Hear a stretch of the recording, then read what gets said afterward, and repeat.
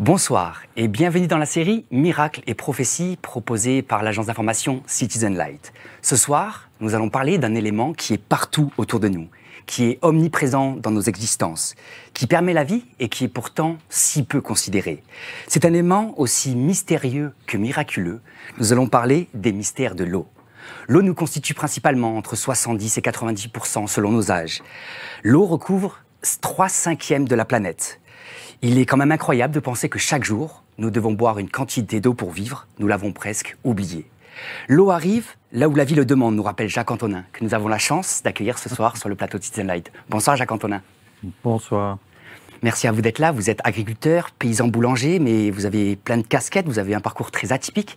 Est-ce que vous pouvez vous présenter rapidement pour les auditeurs qui vous découvrent, mais aussi nous dire pourquoi vous portez un intérêt particulier à l'élément eau? Alors, je suis à la retraite parce que j'ai fini mon activité de paysan boulanger qui a été la dernière activité que j'ai eue.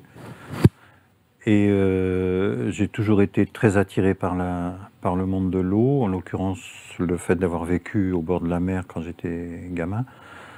Et puis pour avoir voyagé en Afrique et dans des pays où il n'y a pas d'eau. Et à quel point c'est une ressource qui est importante et qui demande beaucoup de respect et de précaution si on veut en avoir suffisamment.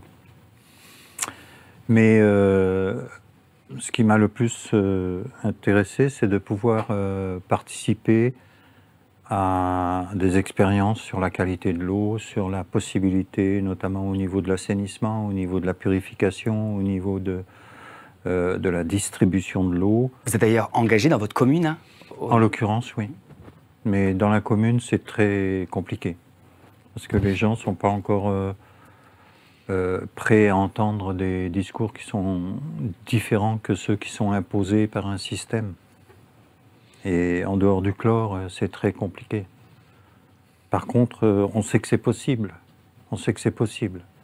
Mais il faudrait vraiment qu'il y ait des responsables au plus haut niveau de l'État pour qu'on nous permette d'expérimenter des solutions autres que celles qui sont imposées. Mais ce qui est positif, c'est que des alternatives existent. Ah mais bien sûr. Et d'ailleurs, Emmanuel Coste va nous en parler ce soir. Oui. Tout à fait. Donc le chlore, c'est la dernière des bêtises qu'on a pu inventer. Et en plus, ça détruit... Enfin, c'est compliqué, il faudrait remonter beaucoup plus dans le temps pour comprendre l'erreur du monde bactérien tel qu'il a été mis en avant. Et c'est grâce aux bactéries qu'on peut justement nettoyer l'eau. Et donc, si on les tue, il y a un problème. Voilà, mais c'est ça, on repart là-dedans. Et c'est vrai, le fait de m'engager un peu depuis maintenant le 5e mandat au niveau de la commune, et être délégué communal au niveau du syndicat de distribution de l'eau, où là, je prends, des fois, c'est vraiment, c'est presque de la schizophrénie, c'est-à-dire qu'il faut en même temps, en sachant ce que je sais, accepter des décisions et qui sont tellement à l'encontre de ce qu'on pourrait faire pour aller dans le bon sens, et c'est pas l'heure. Voilà. D'où l'intérêt de cette émission pour essayer de décloisonner. On essaye, oui. Et d'élargir notre regard sur Mais l'eau. je pense qu'il y a beaucoup de gens, même de responsables, notamment il y a un maire dans le Puy, le Puy-de-Dôme, qui refuse de mettre de chlore dans l'eau, parce qu'il a une très bonne eau. Bon, il est un peu poursuivi par le système, et pour le moment, il a réussi à conserver sa commune sans chlore. Voilà, donc il faudrait qu'il y ait quand même des gens suffisamment qui ont le courage de se rebeller contre ce système pour qu'à nouveau on puisse boire l'eau des rivières, tout simplement, qui se retrouve une qualité naturelle, surtout si on fait des assainissements qui sont, on va dire, capables de transformer toute forme de matière en éléments non dangereux. Vous nous partagiez en préparant l'émission que quand vous étiez jeune, vous pouviez boire l'eau des fossés. Ah oui, oui. On va y revenir. Voilà, dans le marais, on buvait l'eau des fossés. Tout à fait. Mais je vais finir le tour de table, mais je vous en prie. C'est important parce qu'en fait, l'eau chlorée, le dioxyde de chlore est une thérapie oxydative qui n'a rien à voir avec le chlore qu'on met dans la piscine, parce qu'il y avait justement un amalgame. C'est un amalgame, et je ne veux pas que les spectateurs fassent la confusion entre le chlore qu'on met pour désinfecter la piscine et qui est très délétère pour la santé, et le dioxyde de chlore qui est une thérapie oxydative. Oui. Non, mais c'est important parce qu'en ce moment on en parle beaucoup et c'est très important qu'il n'y ait pas de confusion à ce sujet. Tout à fait. Mais merci beaucoup. Merci. Mais ça me permet de continuer sur de table avec Nassima Bousroua. Bonsoir. Bonsoir. Merci à vous d'être là. Officiellement, vous êtes médecin généraliste, angiologue, mais aussi bien plus que ça, vous portez un intérêt. Oui, je suis bien plus que ça. Je suis une femme, je suis mère. Exactement. Je suis donc je vais vous lancer rapidement, comme Jacques Antonin, de vous présenter aussi pourquoi ça vous tenait à cœur d'être présente avec nous ce soir pour aborder la question de l'eau. En fait, pour moi, il y a une urgence de l'eau parce qu'il y a une guerre de l'eau. Il y a une guerre de l'eau qui est impitoyable, comme beaucoup d'autres guerres, mais celle-là, elle est vraiment, ce sera la dernière. Et peut-être tant mieux. J'insiste vraiment là-dessus, c'est-à-dire que lorsque les gens vont comprendre que l'eau est touchée, et lorsqu'ils vont comprendre l'eau, ce que c'est, vous pouvez reprendre, vous savez, l'introduction que vous avez faite, eh bien, mot pour mot, si vous mettez eau à la place de vie, c'est la même chose.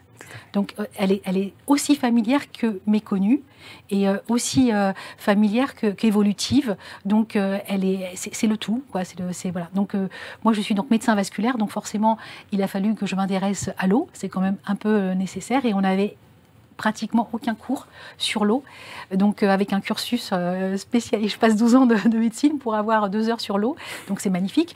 Voilà. Et puis donc avec ce qui se passe aujourd'hui au niveau, suite au Covid, qui est une maladie de l'eau, parce que c'est une maladie, on parle beaucoup de chimie, mais c'est une maladie de l'eau, parce que le système rénine-angiotensine, ce sont des molécules certes, mais qui régulent l'eau. Donc on en revient toujours à cela. Et si je suis venue ici, je suis montée de Marseille, je suis la Marseillaise là, qui monte sur Paris. C'est vraiment pour faire comprendre qu'il y a un écho entre l'eau intérieure et l'eau extérieure. Il n'y a pas de limite, vous savez, pas de frontière. Voilà, donc c'est ça que je viens exprimer ici avec vous. Eh bien, merci beaucoup d'avoir traversé la France. Merci. Nous avons la chance aussi d'avoir sur le plateau de Citizen Light ce soir Stéphane Drouet. Bonsoir. Bonsoir. Vous êtes psychopraticien neuroquantique. Voilà, donc c'est des mots qui peuvent être flous pour la plupart d'entre nous. Donc, est-ce que vous pourriez nous définir en quelques mots, même si évidemment on va pouvoir développer au cours de notre échange, qu'est-ce que c'est un psychopraticien neuroquantique? Oh là là, c'est compliqué. Il faudrait au moins 3 heures pour en parler. Non, je plaisante. Donc moi, j'étais formé à la psychothérapie mais en école et pas en faculté. Alors, quand on est formé en école, on n'a pas le titre de psychologue. D'accord. Donc voilà. Donc psychopraticien, c'est plus juste cette appellation. Et neuroquantique parce que ma passion est plutôt orientée autour des neurosciences et de la physique quantique depuis maintenant plus de 15 ans. Et je dirais tout mon chemin m'a amené à faire des liens entre psychothérapie, donc accompagnement, et les lois de physique quantique et des neurosciences. Et l'eau est venue s'intercaler là-dedans. Parce que ce qui m'a passionné au fil des années, c'est de me dire, mais finalement, l'être humain, où commence-t-il? Est-ce qu'il se limite à ces contours là que l'on voit, ou est-ce qu'il commence au-delà justement de ces contours? Et vous allez voir que si on envisage qu'il est au-delà, vous allez voir que l'eau en fait a une place primordiale parce qu'elle est l'interface entre le contour du corps, les contours du corps et justement ce champ dans lequel on baigne, que les physiciens appellent un champ quantique ou un vide quantique. Et vous allez voir que cette eau est l'interface qui permet justement à l'invisible de dialoguer avec le visible. Voilà. Donc l'eau a une place centrale dans ma vie. Oui. Juste ça. Et d'ailleurs, vous avez écrit un ouvrage récemment sur le sujet qui a pour titre, si vous pouvez m'aider. Alors il a déjà 3 ans quand même. 3 ans. Il y en a un autre qui est en cours d'édition. Donc celui qui est sorti il y a 3 ans s'intitule L'eau et la conscience quantique. Voilà. Tout un roman. Merci beaucoup en tout cas d'être présent avec nous. Et enfin, nous avons la chance avec nous d'avoir ce soir Emmanuel Kolst. Bonsoir. Bonsoir, je suis vraiment ravi d'être là pour pouvoir parler de l'eau. Donc moi, mon vrai métier, on va dire, c'est architecte, mais je suis un architecte, mais je suis pas un bâtisseur, parce qu'en fait, je sens pas la matière dans les bâtiments, je sens plutôt l'énergie, et donc je conçois des bâtiments en lien avec le vivant. Et l'eau a une place particulière. Quand j'étais enfant, en fait, plutôt d'être architecte, je voulais plutôt être plongeur sur le Calypso. C'était mon rêve. J'avais la maquette de la Calypso dans ma chambre et je rêvais d'embarquer sur ce bateau et de pouvoir m'immerger chaque jour. Et la vie m'a rattrapé puisque dans ma carrière d'architecte, j'ai essentiellement conçu des piscines, des centres aquatiques, des spas, des thermes, donc tout ce qui est autour de l'eau. Donc elle ne m'a pas lâché. Et là, je suis vraiment, depuis quelques années, en train de bifurquer vers essentiellement une nouvelle approche de l'eau et des espaces de vie autour de l'eau. Vous avez d'ailleurs créé la fondation, enfin la structure holistique. Ah, c'est ça, holistique, donc avec deux associés où on apporte quelque chose de vraiment nouveau, notamment un traitement d'eau sans chimie, donc naturel, traité avec des bactéries justement issues de lacs de montagne.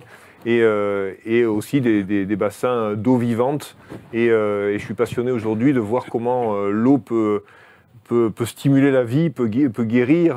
Il y a vraiment des choses qui se passent avec l'eau. Donc même chez moi, j'ai un bassin expérimental que mes amis appellent bain de jouvence parce qu'il est assez incroyable. Quand on se baigne dedans, il se passe quelque chose. Et donc j'expérimente ça et je me dis que voilà, plutôt que faire nager des gens dans des piscines ou des centres aquatiques traités par de la chimie, où on est sur finalement un environnement qui est plutôt mortifère, c'est comment on pourrait les amener à être dans des endroits qui leur apportent la vie et stimuler le vivant, enfin retrouver, même si on doit construire des bâtiments où il y a de l'eau, que ce soit une eau qui soit vivante et bénéfique pour la santé. Voilà, donc c'est ma passion, l'eau. Quand je dis que voilà, ce qui me rend heureux, c'est de voir l'eau et d'être dans l'eau. Et d'ailleurs, on va voir des exemples très concrets de réalisations que vous avez pu faire sur des grandes piscines à grande échelle. On voit que ce n'est pas simplement des micro-projets. Et donc, on va en parler dans cette première partie d'émission. Je me permettrai de rappeler que l'eau regorge de mystères que nous avons du mal à comprendre encore aujourd'hui. Beaucoup de mystères derrière l'eau, d'où le titre de cette émission, et parfois même à découvrir. On se demande, et vous êtes aussi, vous posez cette question en introduction, est-ce que l'eau a un rapport à une forme de vie supérieure? Nous avons ce soir donc parlé des mystères de l'eau et des miracles aussi que l'eau peut faire de manière plus concrète, plus matérielle, son importance peut-être pour y prêter plus d'attention au quotidien. L'eau, un élément peut-être plus sacré et plus divin que ce qu'on pense. L'eau aurait-elle une mémoire? En tout cas, l'homéopathie nous amène à y croire, et certains chercheurs d'ailleurs ont travaillé dessus. Cette mémoire peut-elle nous guérir? L'eau a-t-elle une conscience? L'eau peut-elle être influencée par la conscience humaine? Nos pensées, nos émotions négatives ou positives ont-elles un impact sur l'eau de notre corps? Vous en parliez de cette frontière entre l'eau à l'extérieur et à l'intérieur. Beaucoup de questions. Mais pour garder les pieds sur terre, on va aussi, avec Jacques Antonin, aborder des expériences de projets qui tentent de cultiver l'eau. Quelle drôle d'expression! C'est des projets d'agroécologie qui tentent de reverdir le désert et de reconstruire les écosystèmes. Mais aussi pour garder les pieds dans l'eau, avec vous, Emmanuel Coste, on va montrer qu'il y a entre autres des alternatives au traitement chimique de l'eau, vous en parliez. Aussi avec des alternatives, des constructions de bassins vivants, avec des vortex, avec des vasques. Comment aménager les espaces pour reconnecter les humains à l'eau? Voilà autant de questions auxquelles nous allons tenter de répondre ce soir. Donc je vous propose de commencer avec les pieds dans l'eau, avec Emmanuel, puis on va poursuivre avec les pieds sur terre, avec vous, Jacques Antonin, et on finira en prenant encore un peu plus de hauteur avec l'eau dans une dimension plus quantique, avec vous aussi, Nassima et Stéphane, et bien évidemment... Je veux pas laisser passer ça. Je vous en prie.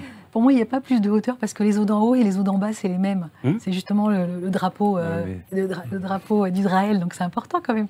Les eaux d'en haut et les eaux d'en bas, ce sont les mêmes. C'est-à-dire qu'il y a une différence justement de fréquence en fonction des émotions, en fonction de tout ça, mais c'est la même eau. Eh je vous remercie, parce que grâce à vous, on va apprendre beaucoup de choses. J'avoue que d'être très nourri sur la question, c'est grâce à vous que je découvre le sujet. Et j'espère, et j'en doute pas, encore découvrir plein de belles choses ce soir avec vous. Donc on va partir sur des expériences concrètes que vous avez réalisées, Emmanuel Coste. Donc en tant qu'architecte, vous avez travaillé sur des projets d'alternatives au traitement, comme en parlait Jacques Antonin, de traitement à la chlore. Donc pouvez-vous nous parler d'alternatives, dont des projets sur des piscines parisiennes en particulier, des grandes piscines qui montrent de manière concrète qu'on peut construire différemment les aménagements de l'eau en France? Avec plaisir. C'est vrai que j'ai donc avec mon équipe, puisque donc à l'agence Coste, on est encore une vingtaine de personnes passionnées par l'eau et les centres aquatiques. On continue quand même à faire des piscines traitées avec des produits chimiques, mais on est les seuls aujourd'hui à avoir ouvert la voie vers des traitements alternatifs. J'ai eu la chance, moi, très tôt d'être sensibilisé à l'eau informée et à une autre dimension de l'eau que je n'ai pas forcément utilisée en direct dans mes projets, mais qui m'a ouvert la conscience sur cette problématique-là.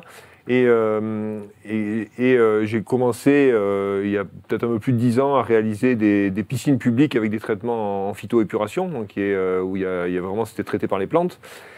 Et il y a 10 ans à peu près, il y a un concours qui a été lancé à Montreuil, donc à côté de Paris, dans le 93. À l'époque, c'était Dominique Voynet qui était maire de Montreuil et qui a imaginé la piscine pour elle la plus écologique. Mais au-delà d'une piscine, ce qui était très intéressant, c'est qu'elle souhaitait proposer aux habitants de Montreuil un lieu de vie autour de l'eau, pour tous ceux qui ne partent pas en vacances, de pouvoir se baigner autour d'un plan d'eau. Et vraiment, les curseurs écologiques sur ce projet étaient très très forts pendant le concours d'architectes. Et on a un projet d'ailleurs qui a été classé à l'époque, c'est la COP21, le magazine L'Équipe l'avait classé dans les 11 projets les plus écologiques au monde. Et c'est vrai que c'est une piscine extrêmement écologique, à la fois par son ossature, etc. Mais surtout ce grand bassin qu'on voit à l'image, là, qui est un bassin de 1200 mètres carrés. Alors, initialement, qui était prévu en phytoépuration, et lorsque Dominique Voynet a passé la main à d'autres élus, ils ont dit « Ah ouais, non, mais nous, on n'y croit pas, on veut revenir à la chimie ». Et donc là, je me suis dit « C'est pas possible, il faut trouver une solution ». Et là, j'ai rencontré une société en Belgique qui s'appelle Aquatic Science, qui a été créée d'ailleurs par un de mes associés d'Holistic, qui avait mis au point ce qu'on appelle un traitement biominéral. Il s'est inspiré du lac de montagne qui est traité par des souches de bactéries qui régénèrent l'eau, et donc il a mis au point un procédé de ce qu'on appelle de filtration biominérale, avec un filtre dans lequel il y a 36 souches de bactéries qui transforment la matière organique en matière minérale. Et ensuite, pour des raisons sanitaires liées aux contraintes sanitaires françaises, on a une lampe UV quand même qui stérilise l'eau. Et donc on a été les premiers à sortir ce procédé-là qui fonctionne depuis 2016. Et qui est géré en plus par Engie, donc une grosse société qui gère le projet, et ils n'ont pas de problème sanitaire, et ils accueillent jusqu'à 1000 personnes par jour dans le bassin. Et c'est fabuleux, parce que là, les témoignages des gens disent que c'est extraordinaire. Et dans la continuité de ce projet, on a réalisé, là c'est plus récent, parce que ça a ouvert en septembre 2023, la piscine d'Amboise, donc Amboise qui est donc dans le Pays de Loire, et qui est la première piscine avec ce traitement biominéral fermé et chauffé toute l'année. Parce que donc à Montreuil, on n'avait qu'un bassin extérieur, mais là on a un bassin, une piscine classique, on voit sur les images, là c'est un bassin d'ailleurs qui est en inox, et qui fait 25 mètres par 6 couloirs, et qui est traité toute l'année par ce procédé-là. Alors là, les gens sont super contents, ils disent mais on veut rien d'autre, ils font 1 heure de voiture pour venir nager dans ce bassin. Et voilà, donc c'est la première piscine en France qui est en traitement biominéral fermé et chauffé toute l'année. Alors je dis bien en France, puisque dans d'autres pays, il y en a d'autres, hein, mais en France, on est très suivi par les services sanitaires, et qui d'ailleurs aujourd'hui distingue une piscine chimique classique, on va dire, qui a donc un traitement habituellement au chlore. C'est ce qu'on appelle une piscine qui est désinfectante. Et ça s'appelle piscine. Et là, on a un décret depuis avril 2019 qui distingue ce qu'on propose là, qui sont des baignades artificielles. Et là, on est en piscine désinfectée, mais pas désinfectante. En fait, quand on se baigne dans du chlore, on est dans un bain biocide. En fait, c'est là où je dis vraiment, il faut avoir conscience que quand on se baigne là-dedans, on est dans un, il y a plus de vie. C'est un bassin sans vie. Donc piscine chimique. D'ailleurs, pour la petite histoire, le Vidal, qui est quand même la référence chez les médecins, avait publié un article le 14 février 2023 où ils annoncent tous les effets néfastes du chlore sur la santé, qui sont pas que uniquement des problèmes de peau, c'est des problèmes de cancer, de maladies endocriniennes, de stérilité des garçons. Enfin, c'est écrit dans le Vidal. Et on continue à mettre du chlore dans les piscines. Même le brome qu'on utilise parfois dans des spas ou des piscines, le brome, c'était un gaz de combat pendant la dernière guerre. Et il semblerait qu'un jour, un député ait eu la bonne idée d'aller chercher du brome pour le mettre dans les piscines des gamins. Donc là, on peut se poser des questions. Ce qui est toxique dans ces produits chimiques, c'est les dégagements de gaz qui sont liés à la réaction entre la matière organique des baigneurs et le produit chimique. C'est pour ça que c'est très important d'avoir une bonne hygiène quand on se baigne. En France, on a du mal à expliquer aux gens qu'il faut absolument mettre un bonnet, qu'il faut se savonner entièrement avant. Déjà, ça réduirait les effets des dégagements de gaz. D'accord. Voilà. Après, l'autre effet que je vois qui est nocif sur l'environnement par le chlore, c'est sa dispersion dans la nature. C'est que lorsqu'on fait, dans une piscine, on fait des contre-lavages de filtres. Donc régulièrement, tous les jours, on lave les filtres de la piscine. Et on envoie cette eau qui est chlorée dans les nappes, donc on peut imaginer l'effet du chlore sur les mycorhizes et autres organismes vivants. Et voilà. Alors que le traitement biominéral, ce qui est génial, c'est que je m'amuse souvent à dire que le lavage des filtres, c'est un super engrais. Finalement, les baigneurs, en transformant leur matière organique en matière minérale, ils fabriquent de l'engrais. Donc avec le lavage des filtres, on peut arroser un potager qui sera à côté de la piscine. Et donc c'est un cercle vertueux. Donc voilà, donc ça c'est la première étape de mon développement. Et aujourd'hui, on continue malgré, encore une fois, les réticences des services sanitaires qui pour eux, c'est tellement un changement de paradigme qu'ils ont du mal. Parce qu'en fait, l'eau chimiquement chlorée, ils la mesurent et puis ils ont des résultats et elle est stable. Et là, on a une eau qui est très variable, c'est comme le vivant. C'est-à-dire qu'il y a une classe qui passe dans la piscine, et ben on va avoir un pic de staphylocoques à un moment donné, mais les staphylocoques, il y en a partout. Dans le métro, si on mesurait l'air du métro, il y en aurait des millions. Et là, dans la piscine, ils mesurent à l'instant T, bah oui, il peut y avoir des dépassements, mais une heure après, il n'y a plus de dépassement. Il y a un système qui fonctionne très bien. Donc à la fois, ces normes peuvent être un frein, mais à la fois, vous nous dites qu'il y a des nouvelles réglementations quand même qui vont plutôt dans le bon sens, et on a quand même ces nouvelles réalisations concrètes à grande échelle qui montrent que progressivement, on arrive à faire bouger les lignes à travers des acteurs comme vous qui montrent. On espère. Ouais, je ne suis pas le seul, d'ailleurs, je suis content parce qu'au début, j'étais le seul, donc j'étais un peu montré du doigt, mais là, il y a d'autres architectes qui lancent des projets. Il y a Néris-les-Bains qui a fait un bassin extérieur avec ce système-là, c'est avec un autre architecte. Il y a à Pontarlier, les architectes aussi travaillent sur un bassin avec ce traitement-là. Donc c'est bien qu'il y en ait plusieurs qui le fassent. Mais aujourd'hui, alors, quand c'est géré directement par la commune, ils n'ont pas trop peur parce qu'ils le gèrent à Amboise notamment. C'est ce qu'on appelle une gestion en régie, c'est-à-dire c'est la commune qui gère et qui s'organise.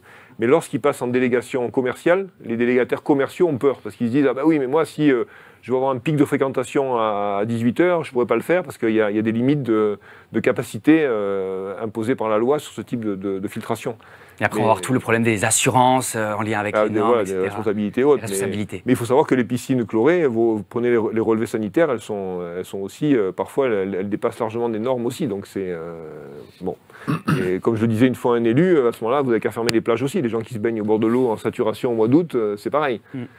Mais voilà, mais c'est vraiment... alors, ce que j'explique aussi, c'est que ça a des impacts globaux. On parlait en s'amusant qu'on pouvait arroser le potager avec cette eau, mais ça modifie aussi tout l'écosystème de la piscine, parce qu'on peut avoir des matériaux biosourcés, parce qu'il n'y a plus de chloramine qui détruisent les matériaux.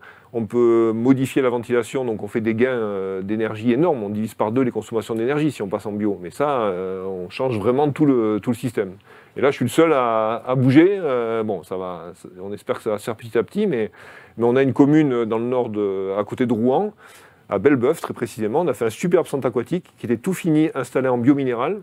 Les élus étaient pour, et puis d'un seul coup, pouf, ça a versé, et sans prévenir, ils ont tout passé au chlore. Donc là, on voit qu'il faut être persévérant. Ah ouais. Et on en a un autre dans le nord, à Coudekerque, où le maire a des doutes, alors que pour nous, réglementairement, ça fonctionne, mais il y a toujours la peur, effectivement, comme vous dites, de responsabilité, et voilà.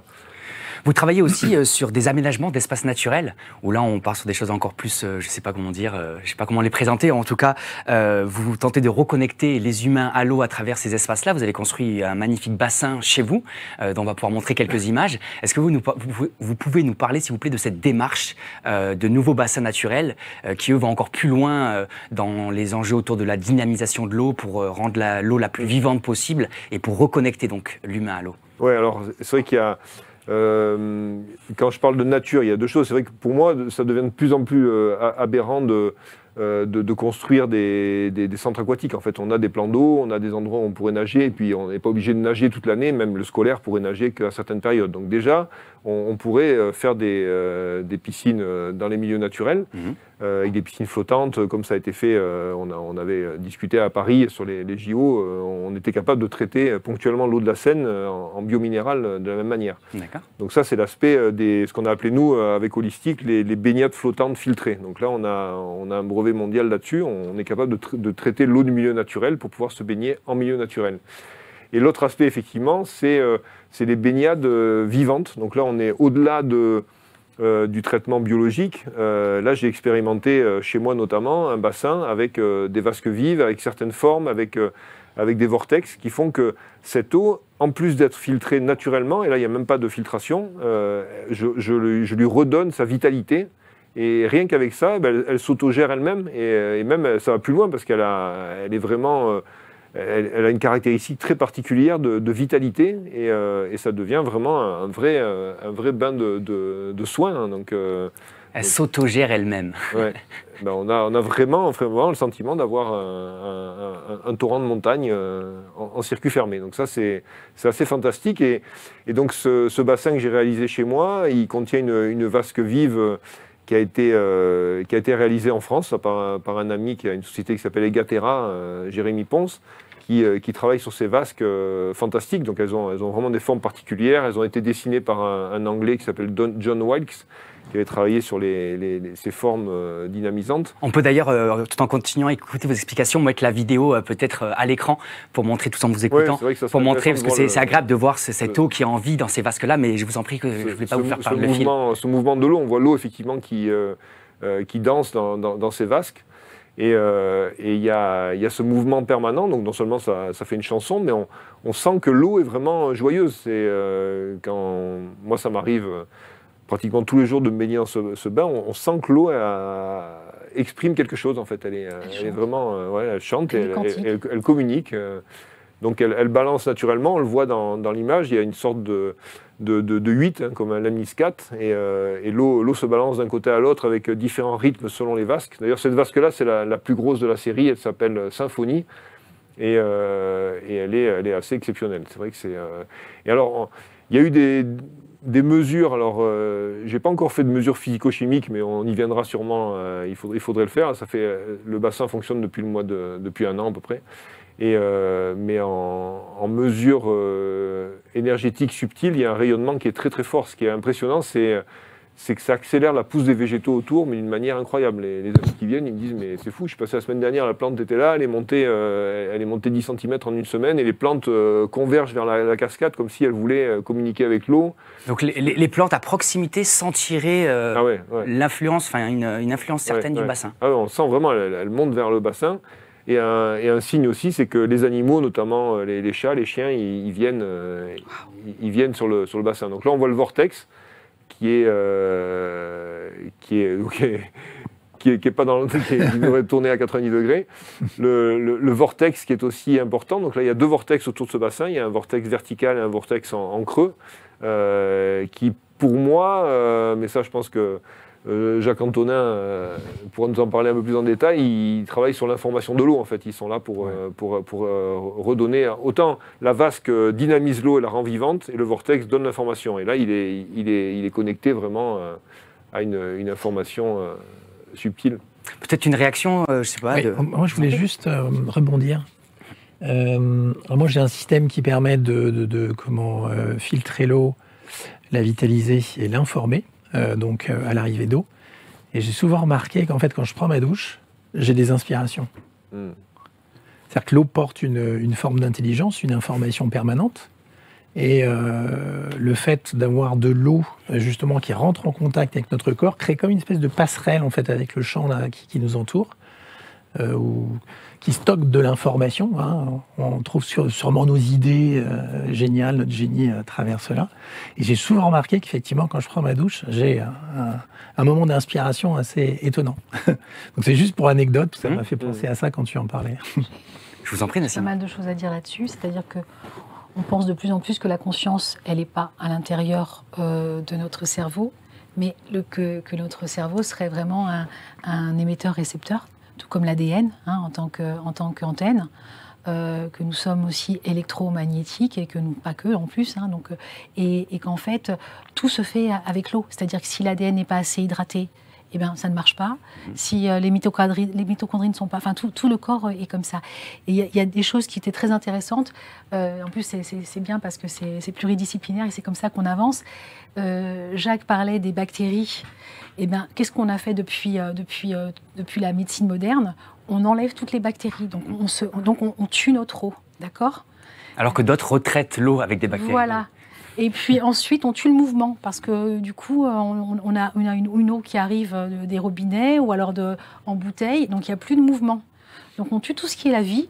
On est de plus en plus aujourd'hui sans soleil, sans ondes électromagnétiques. On a fait un beau travail, enfin, Jean-Marc Sabatier a fait un beau travail, donc par rapport au fait qu'il n'y a plus de vitamine D. Pourquoi? Parce qu'on n'a plus le soleil en fait. Quand on est dans sa voiture, tout est vitré, mais tout est vitré traité pour le soleil. Quand vous êtes là, regardez, j'arrivais à Boulogne, j'ai dit ah super, il y a une petite défense. Donc voilà, donc défense d'entrée pour les bonnes ondes. Donc on referme. Donc tout ça, ce qui est intéressant de marquer, c'est que justement il n'y a plus de mouvement, donc il n'y a plus de vibration, il n'y a plus de bonnes vibrations, il n'y a plus de résonance. Et ce qui est important avec le mouvement, c'est que c'est comme ça que l'eau se purifie dans les grands océans. Hein, c'est là où on prend l'eau de le plasma marin, parce que le plasma marin, pour ceux qui ne connaissent pas. Le plasma marin, c'est très important, le plasma marin. Mais tout le monde ne connaît pas. Oui, plasma, donc c'est le nom de René Quinton qui a trouvé cette idée absolument incroyable. Cette idée, il a trouvé que l'eau de mer, elle était finalement, je dirais, le la, c'est-à-dire le diapason au niveau de tout ce qu'il faut sur le plan ionique et sur le plan de la vibration. Et c'est pour ça qu'en fait, il y a les quantités, les proportions. Donc ça, quand on le prend, c'est une petite quantité, mais ça donne vraiment le la, c'est-à-dire donc le diapason. Ça fait une résonance photonique et ionique de tous les ions magnésium et tout ça. C'est pour ça qu'on se dit, mais qu'est-ce que c'est quand on ne sait pas? Moi, la première, hein, je dis, c'est quoi ça, ce petit truc de l'eau de mer? Là, ils nous ont fait payer ça une fortune. Voilà. Donc ça, c'est important de voir que c'est la qualité qui compte. C'est-à-dire l'information, qualité, et après, toutes les molécules, quand ça résonne, parce que c'est le bon signal, voilà, il suffira d'un signe, hein, un matin. Et donc, et ce qui est intéressant avec Emmanuel, il a parlé de radier l'eau avec la radiation de l'eau, avec les UV, ou je sais plus, non, c'était quoi? Traitement, voilà. Traitement aux UV. Moi, je suis donc, on se rappelle bien que je suis médecin vasculaire, donc j'ai beaucoup d'ulcères, d'accord? J'avais pas le droit, c'est un truc de fou, j'avais pas le droit même de mettre du miel, de thym. Donc je disais aux gens, mettez du miel de thym bio, bien sûr, parce que maintenant, il faut tout bio. Enfin, avant, on n'avait plus le droit de dire, on disait simplement, mettez des œufs, du lait, de la farine et tout. Maintenant, il faut regarder les étiquettes pour enlever les 10 000 produits. Donc, je ne sais pas où on va, mais on y va, et donc c'est super. Donc, moi, je suis très contente. Hein. Allons-y jusqu'au bout, j'espère surtout. Hein. Surtout, on ne s'arrête pas en chemin. Hein.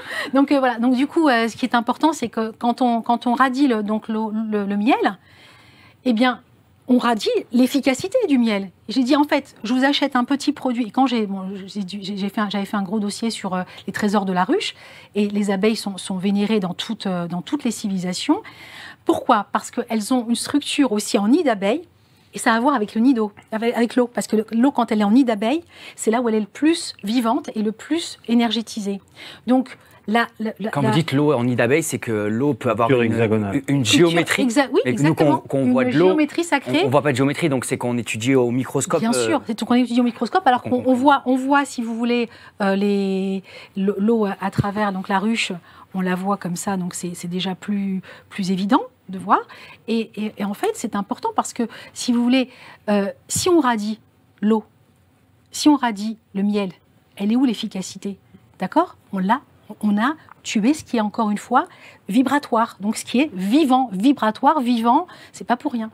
On a enlevé le souffle. Et quand on fait les grandes dilutions, il y a un très, très beau travail, justement, de Marc Horry, qui parle de l'homéopathie. L'homéopathie, elle est efficace parce que la molécule, c'est vrai, est diluée, et c'est la dilution avec le mouvement qui rentre les microbules. Et là, maintenant, il y a eu des travaux d'IRM qui ont montré qu'il se passait quelque chose avec toutes ces microbules. Donc c'est on revient au mouvement des vases, des vortex. Exactement, c'est l'oxygénation de l'eau qui est aussi structure.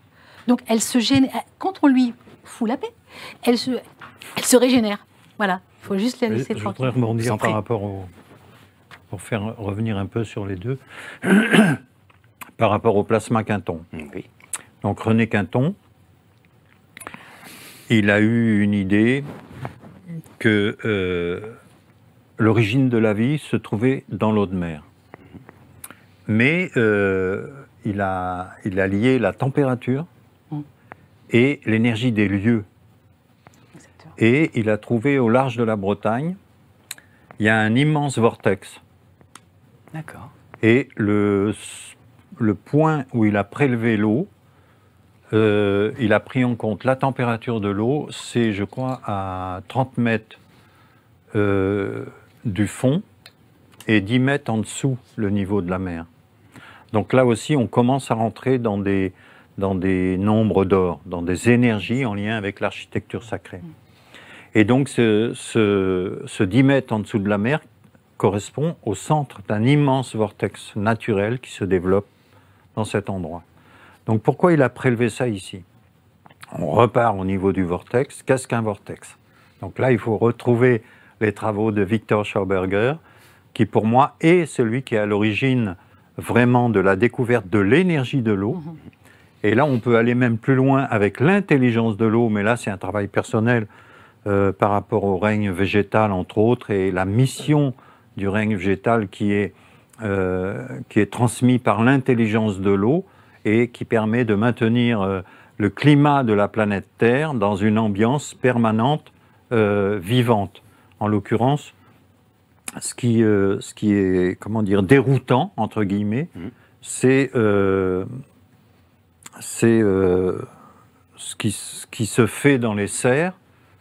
En l'occurrence, c'est les Hollandais qui ont été les pionniers là-dedans, où ils ont saturé l'atmosphère des serres en CO2, parce qu'ils ont constaté que les végétaux avaient fabriqué plus de matière, et donc pour des raisons de productivité, on va ajouter du gaz carbonique dans l'air, dans un endroit entre guillemets confiné. Maintenant, c'est un mot qu'on utilise plus couramment.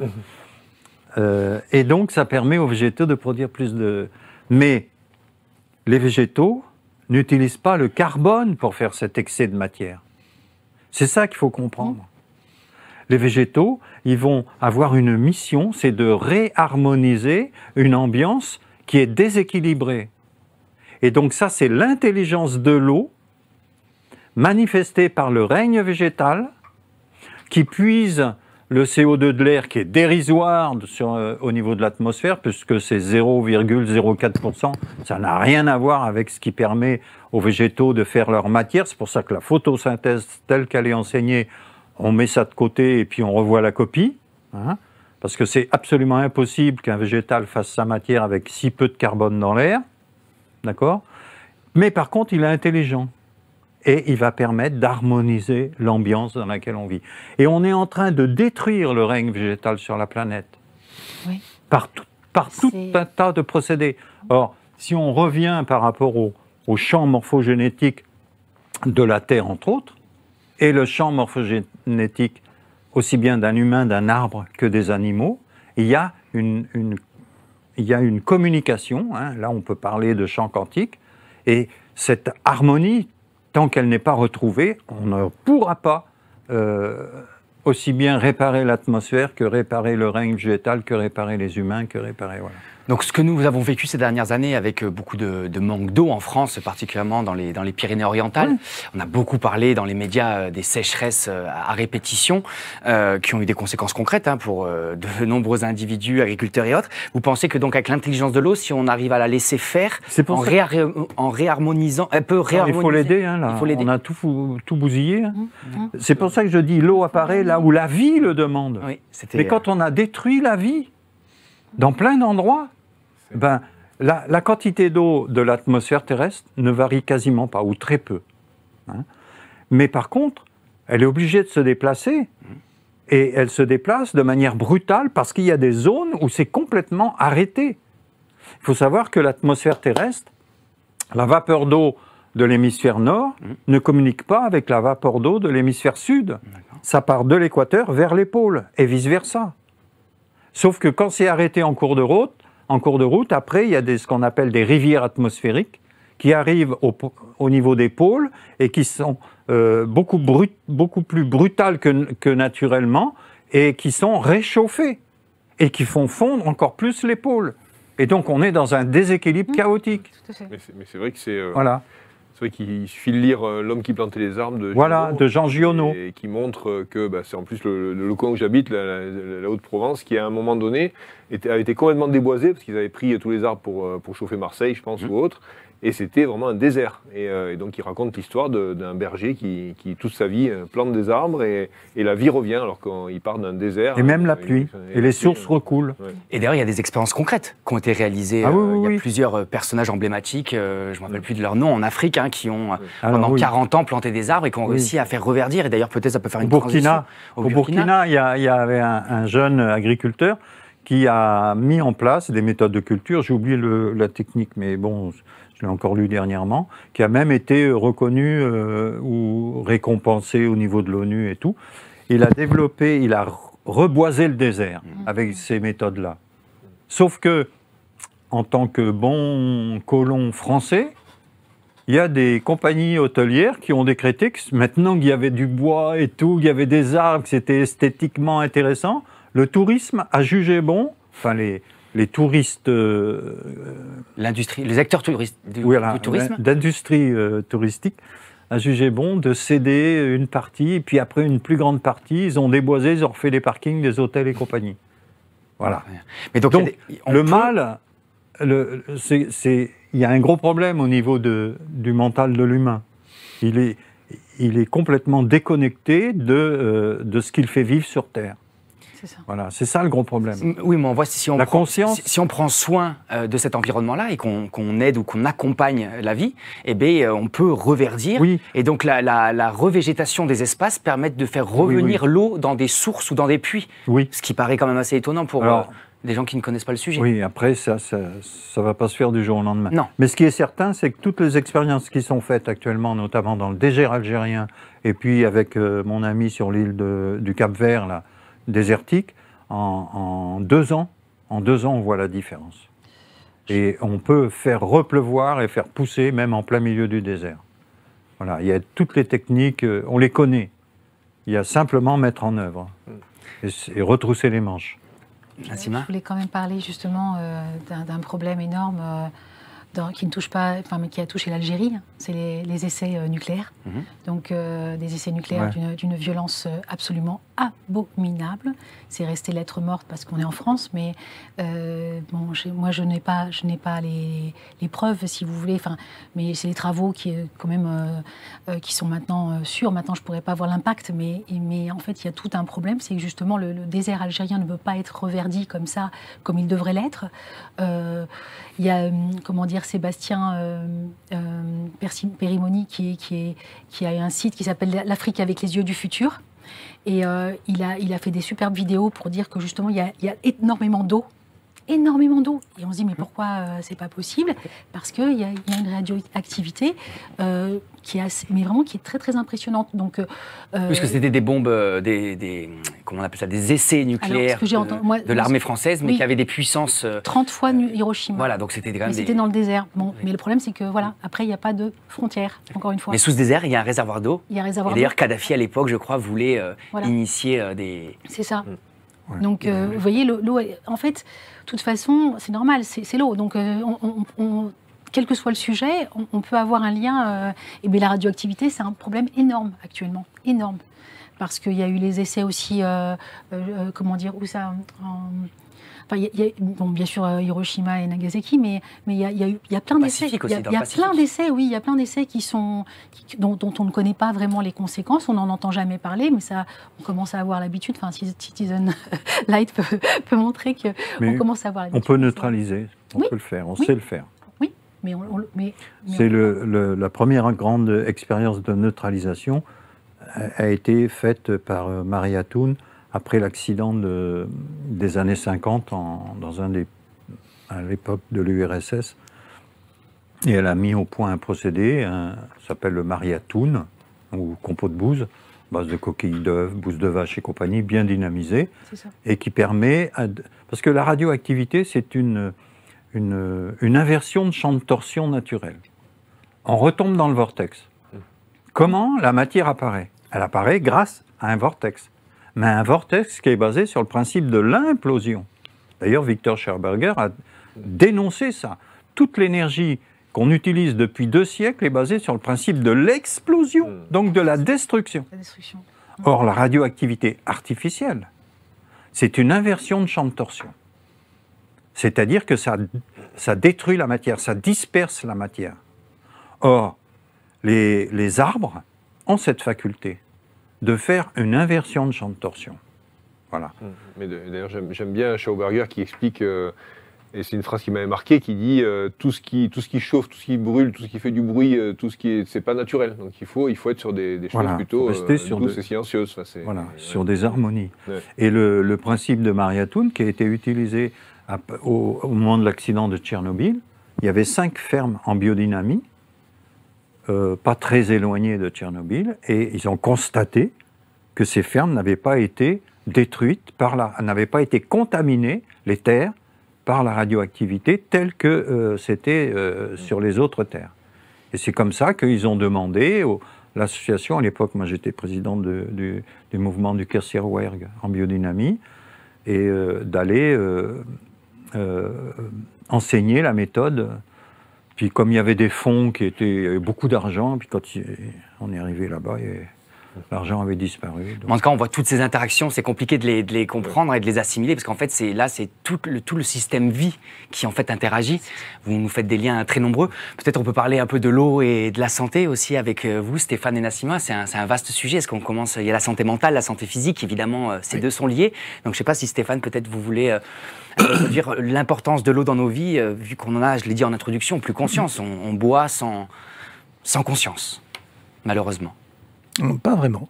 Mais bon, il y a plein de choses à dire là-dessus. Bien sûr, on a le temps. Il y a toujours de la conscience pour moi. Mais bon, si on la résume à celle de l'esprit humain, effectivement, on voit ça de manière un peu limitée.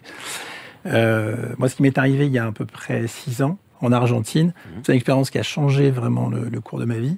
C'est-à-dire que je me suis retrouvé dans ma pratique quotidienne qui consistait à essayer de vivre un petit peu avec le monde tel qu'il est, plutôt que d'essayer de le combattre. C'est un sacré challenge au quotidien, je vous assure. Hein, mais c'est un épanouissement qui est vraiment assez étonnant. Et dans cette pratique, j'avais l'habitude, en fait, d'observer un événement difficile de ma vie et de l'examiner, on va dire, de l'observer à partir d'une conscience localisée au cerveau et au corps. Alors, je ne sais pas localiser si ça parle à chacun, en tout cas avec la sensation que cette conscience dépend du cerveau et du corps pour exister. Donc le terme de localisation, c'est plutôt dans ce sens-là. Et ce matin-là, en fait, sur les hauts plateaux andins, je ne sais pas si vous avez, mais ça, dans les Andes, ça va assez haut. Alors ce matin-là, ce n'était pas encore très haut, ça devait être aux alentours de 2500 mètres, donc pour les Andes, c'est assez bas finalement. Mais ce matin-là, une sensation qui était inconfortable a été perçue à partir d'une conscience qui n'était plus localisée au corps et au cerveau. Et là, l'eau a commencé à rentrer dans ma vie. Pourquoi? Parce que des années, alors pas si longtemps que ça après, je pense à peu près 1 an, ce qui s'est passé, c'est que l'eau est rentrée dans ma vie parce qu'elle permettait d'expliquer ce qui avait pu se passer dans ce moment précis, comment une conscience qui n'était plus limitée par le corps et le cerveau pouvait communiquer avec finalement cette sensation qui était présente. Et là où c'était étonnant, c'est que pendant 2-3 ans, j'avais pratiqué ces pratiques qui peuvent être un petit peu de l'extérieur assimilées à un peu une forme de méditation, même si c'est un processus un peu différent. Et ce qui m'avait étonné, c'est qu'une sensation difficile, ça pouvait être, je sais pas, un moment de frustration, un moment d'impuissance, même un moment de peur, eh bien, au lieu de se libérer en 30 minutes, se libérer en 5 à 7 minutes. C'était vraiment étonnant, comme quelque chose qui se démultiplie. Et c'est vrai que le fait que tu nous aies montré ce vortex-là tout à l'heure, je trouvais ça intéressant, parce qu'on voyait, tu montrais ta vidéo tout à l'heure, quand on allait au plus profond du vortex, on voyait une espèce de vitesse hyperbolique, comme si tout s'accélérait au centre justement du vortex. C'est vraiment étonnant.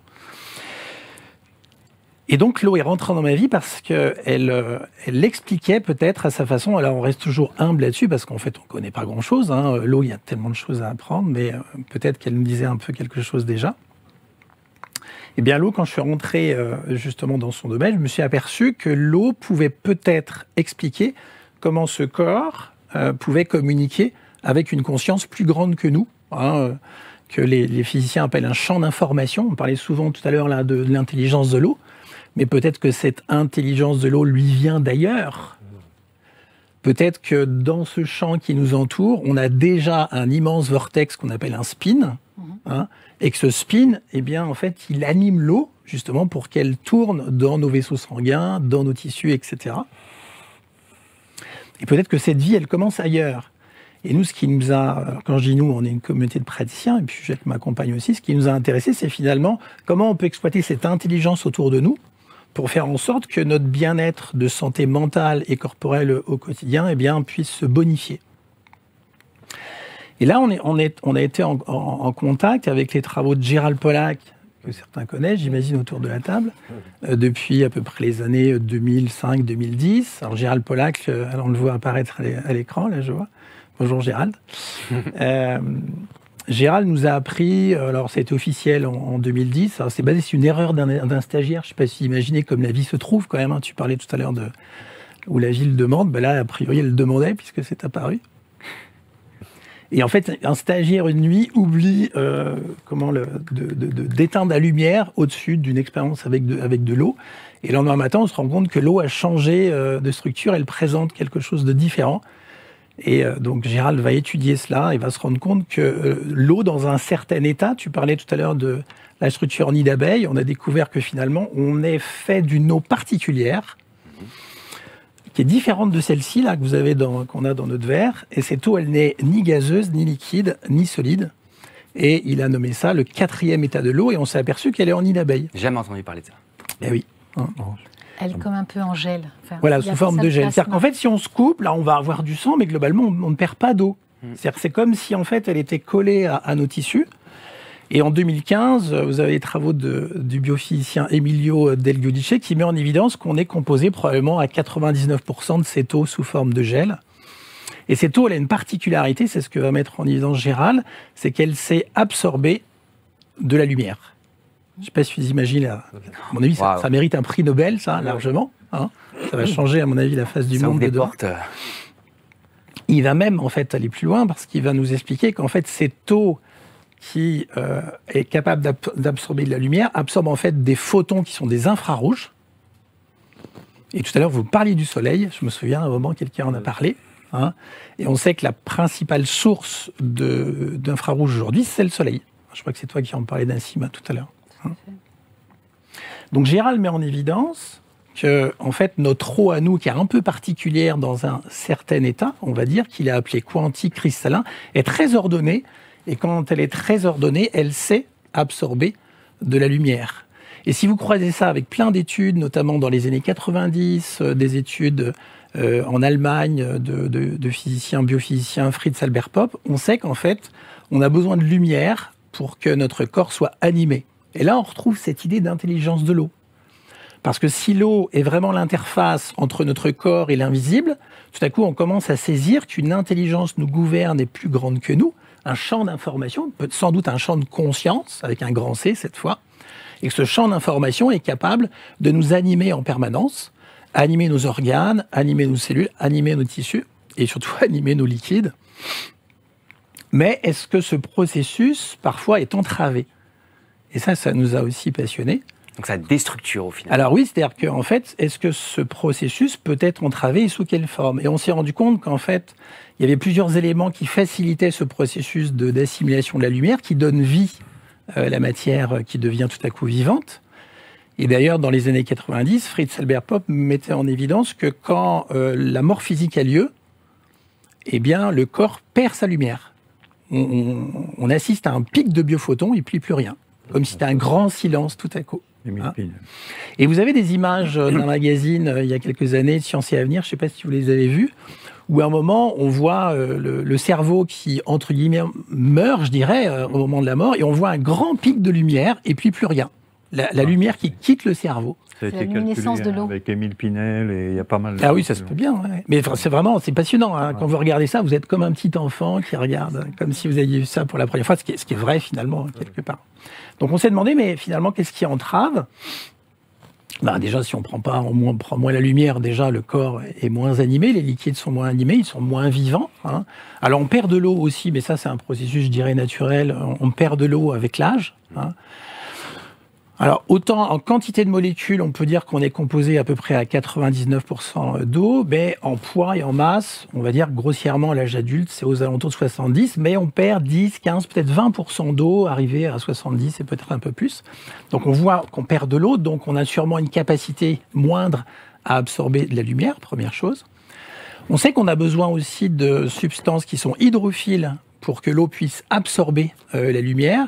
Et donc, on a par exemple, le collagène, hein, la membrane des cellules est très hydrophile, elle est capable justement d'absorber la lumière. Et si on a un collagène qui, avec l'âge, se durcit, on a des membranes qui sont moins à même, je dirais peut-être, à travers le liquide, d'absorber l'eau. On voit ces processus qui sont entravés.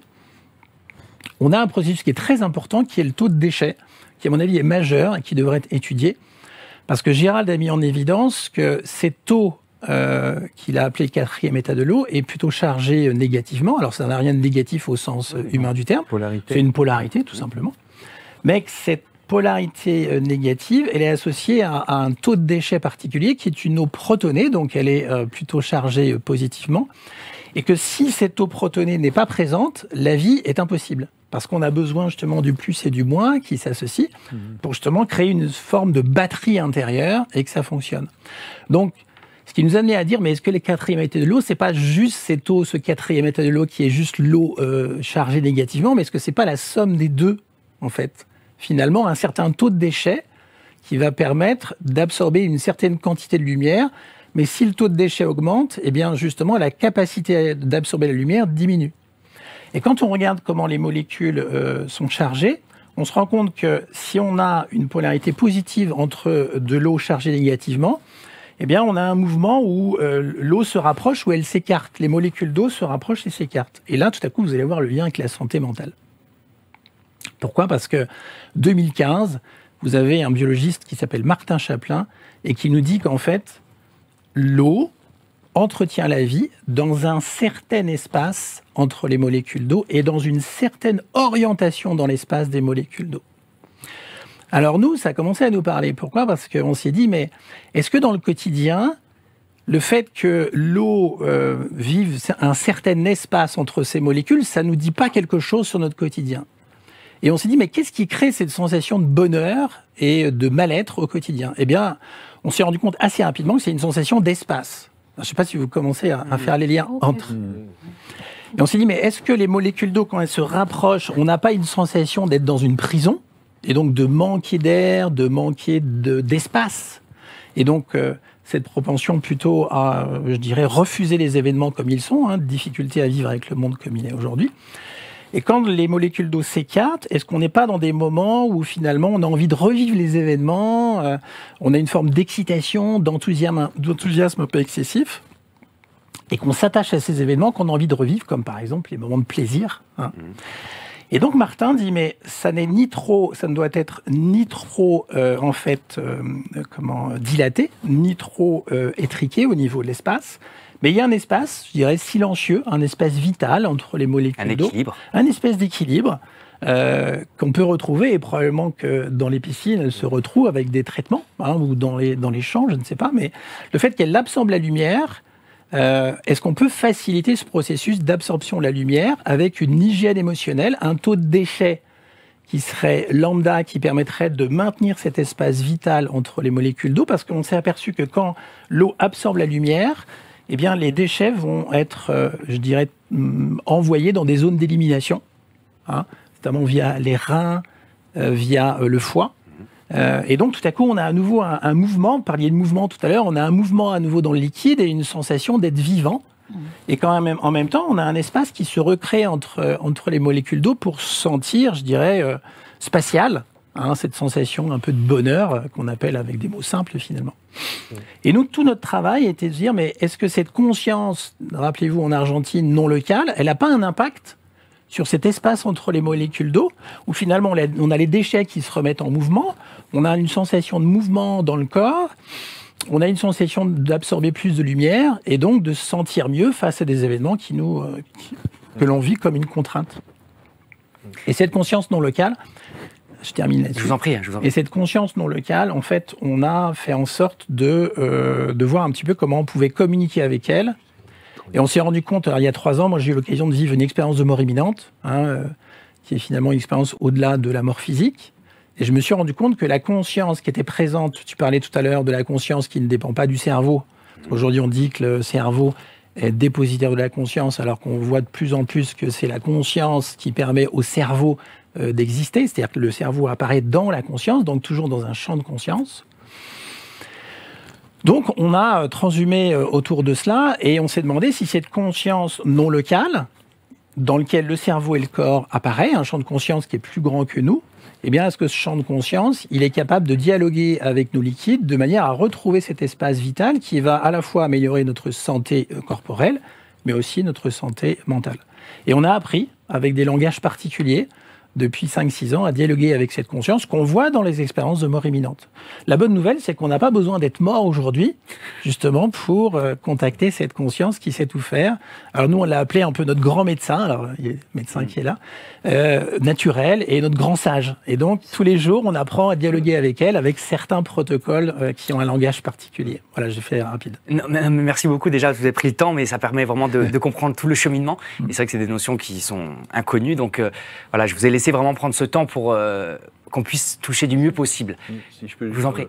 Oui, j'aimerais faire le pont avec Nassima qui va intervenir, je suppose, en complément. Mais ça, quand j'entends Stéphane parler, je pense aussi au fascia. Moi, j'ai été, parmi les différentes casquettes, je me suis formé en fasciathérapie énergétique, où on se connecte avec le tissu facial qui, pour moi, est vraiment rempli d'eau et c'est une sorte de mycorhize du corps, quoi, en fait. Donc, et en se connectant au fascia, on arrive aussi à ouvrir cet espace, en fait. Et là, c'est une approche des fascias qui est un peu différente de l'aspect ostéo ou kiné, en fait. Moi, en se connectant à l'énergie du fascia, on arrive à demander cette ouverture et ce relâchement, parce qu'en fait, les fascias stockent des émotions, stockent de l'énergie et parfois resserrent et font des blocages. Et on peut dilater. Donc, on a cette pratique-là qui peut venir en complément d'un travail. Alors, le fascia est intéressant, mais à chaque fois, l'idée, c'est de se dire, mais où se situe-t-il dans, finalement, ce cycle de vie ?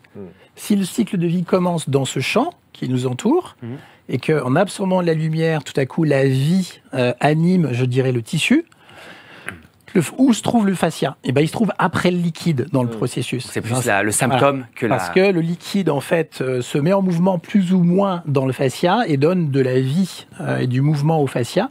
Donc, on va avoir des sensations, puis des émotions, puis des pensées. Et c'est là qu'on voit que le corps pilote la tête à peu près à 80%. Alors ça, c'est vraiment un pavé dans la mare aussi qui est énorme, hein. Parce qu'on est convaincu aujourd'hui qu'on dépend de notre cerveau pour exister, alors qu'en fait, tout montre le contraire. Dans les années 90, ce qui a été mis en évidence, c'est que le cerveau du ventre, je dirais, pilote à 80% la tête. Donc on voit que le processus va vers le haut et pas à l'inverse, où on va tenir très très peu. Et donc le fascia, il va s'intégrer là-dedans. Il est innervé par 3 systèmes nerveux. On dit 3 maintenant au lieu de 2, hein, puisqu'on sait depuis les années 2000 qu'en fait on en a un 3e. Et les systèmes nerveux, en fait, sont totalement alimentés par des processus électriques qu'on voit dans les électrons qui sont mis en mouvement par les liquides et donc par la lumière. Parce que je ne sais pas si vous le savez, mais la thermodynamique quantique, elle nous dit quoi ? Elle nous dit qu'en fait, en permanence, nos électrons au niveau des liquides absorbent de la lumière, donc des photons, et les rejettent. D'où la mémoire de l'eau. C'est-à-dire qu'en fait, le photon, dès qu'il a vécu une expérience, il porte la mémoire de l'expérience et elle est stockée dans des champs autour de nous parce qu'on n'arrive pas à trouver en fait cette mémoire dans le corps. En fait, a priori, on manque de place, hein. Donc les champs autour de nous, hein, ces champs d'information, vous parlez de champs magnétiques et électromagnétiques tout à l'heure, stockent cette information. Alors, moi, je tempère un peu l'idée de la mémoire de l'eau parce que la mémoire de l'eau, c'est du plus et du moins comme tout d'ailleurs, hein, disons les choses, parce que cette mémoire, elle permet de créer un corps. Mais en même temps, cette mémoire, elle nous ramène dans des processus automatiques, je dirais, avec des sensations, des émotions, des pensées qui se répètent inlassablement. Donc, c'est à tempérer. La mémoire de l'eau, c'est pas forcément un Graal. Aujourd'hui, c'est plus une contrainte, en tout cas, nous, à notre niveau, au niveau du suivi thérapeutique. Je pense que Nassima bouillonne, j'espère pas trop. Non, ça va très bien. Non, mais je pense à vous, parce qu'en préparant l'émission et en échangeant avec vous, de ça, ça me fait beaucoup écho à de nombreux échanges. Je vous laisse aussi un temps pour vous partager ce regard qui... Voilà, j'aime beaucoup expliquer, enfin j'essaye d'expliquer ce que j'ai appris et puis surtout aussi ce que je ressens. Donc, ce qui est important, c'est que l'eau, c'est la grande médiatrice et c'est la grande matrice. Donc c'est pour ça qu'on l'appelle la mère, parce que c'est elle qui organise tout, enfin qui structure tout. Et c'est ce que j'avais appelé donc la matrice biophoto-électronique, parce que en fait, au niveau du corps, elle va prendre la lumière et elle va la transformer au niveau des électrons. Et justement, là, il y a le spin électronique. Donc on voit bien ce mouvement, et c'est le mouvement, c'est comme une danse. C'est très important parce que c'est comme une danse. Et donc, il n'y a pas un électron qui ressemble à un autre aussi. Et le côté fascia, c'est fondamental parce que ce qui compte, c'est la relation. Donc, c'est l'interaction permanente. Donc, il n'y a rien qui est figé, mais surtout aussi, il y a un dialogue permanent. Il y a un dialogue permanent qui est au niveau photonique, comme je disais, résonance photonique, après résonance électronique, résonance ionique, oui, et après ça, résonance moléculaire, résonance supramoléculaire, résonance tissulaire, résonance organique. Donc c'est en fait, et tout doit être en harmonie. Et c'est ce que Pythagore appelait l'harmonie des sphères. Enfin, donc c'est très important, tout doit être justement pas dissonant, sinon on commence à avoir des soucis.